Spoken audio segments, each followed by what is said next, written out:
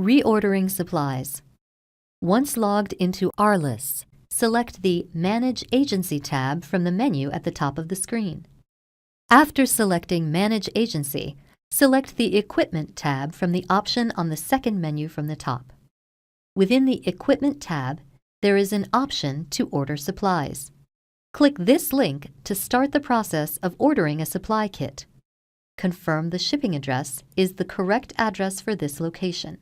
If it is not the correct address for this location, change it by contacting the help desk at 1-855-779-5907.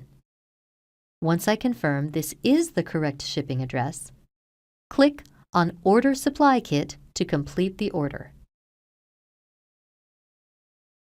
A section titled Help Information is available at the RLIS my/rlis.gooutdoorsflorida.com/website in the upper right-hand corner of the screen.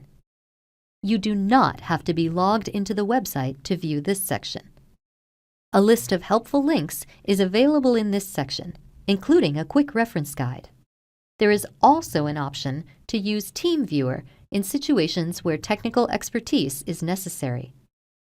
As you continue to scroll down, you will notice additional links regarding FWC license and permit news.